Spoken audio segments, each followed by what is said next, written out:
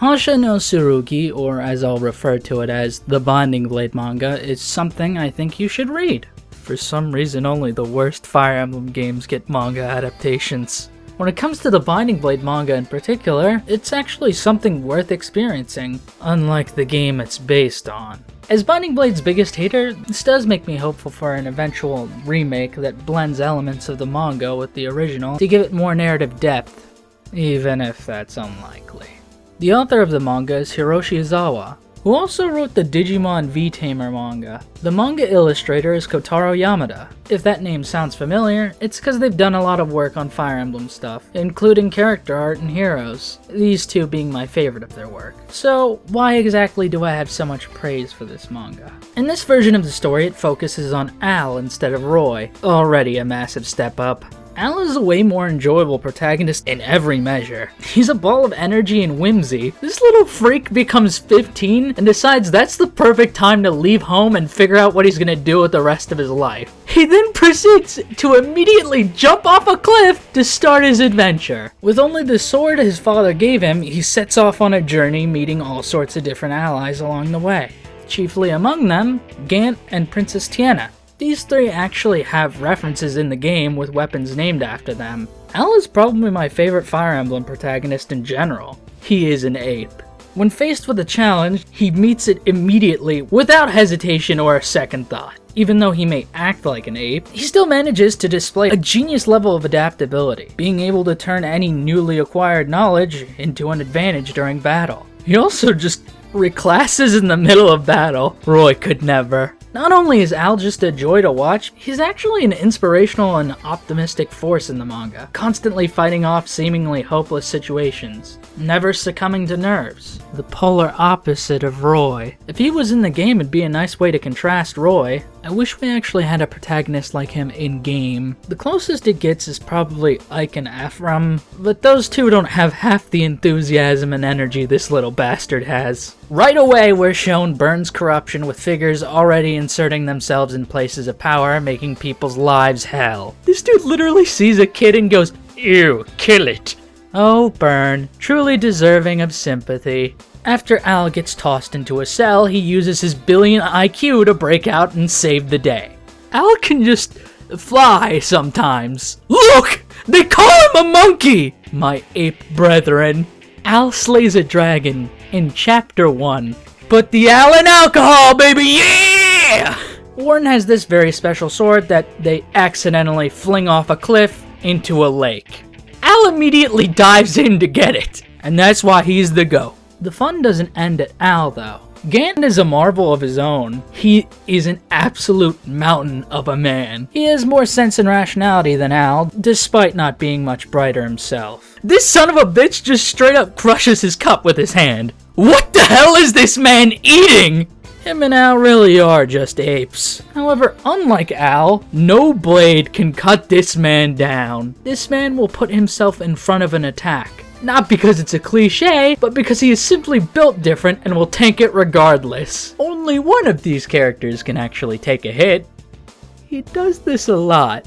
Like, a lot. I can't tell if his will is made out of steel or his body.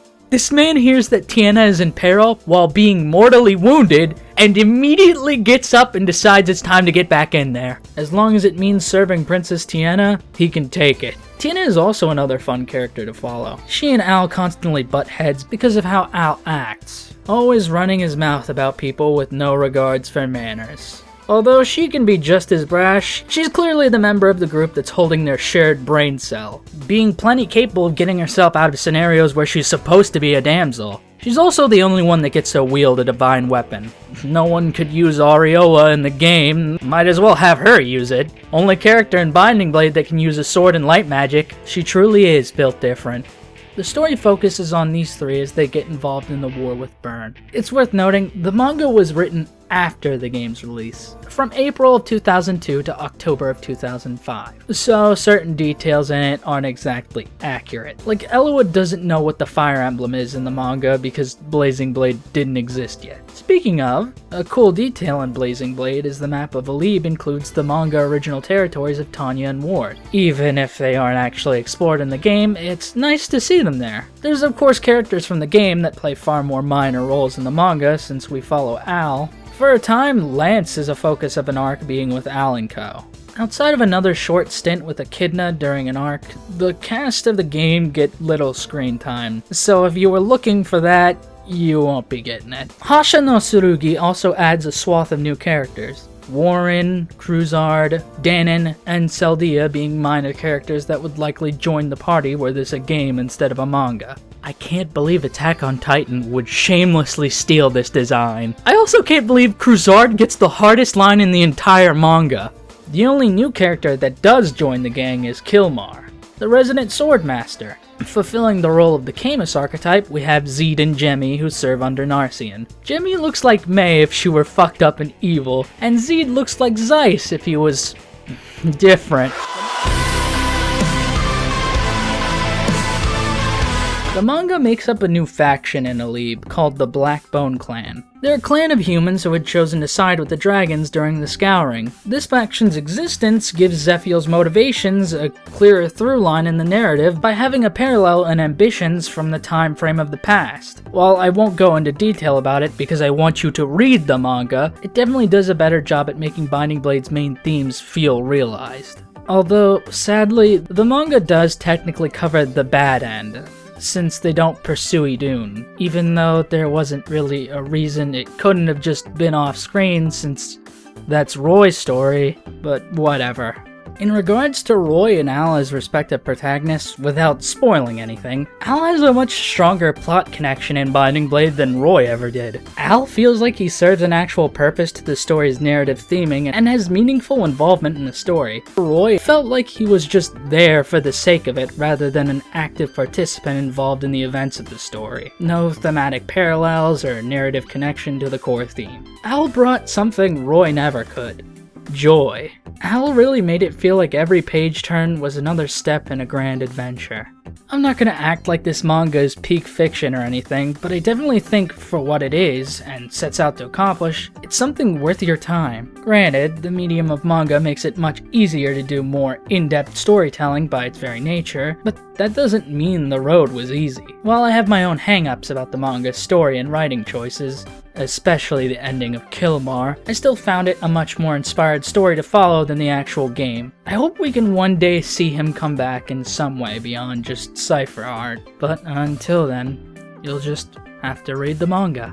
Or wait for my Binding Blade rewrite video. That's right! The whole reason I read the manga was actually to see if there was additional material to draw from for a theoretical remake story rewrite. I will say this: I definitely see a lot of potential in at least using characters conceptually. I'll go more into detail in that video. This is the real reason you should read the manga.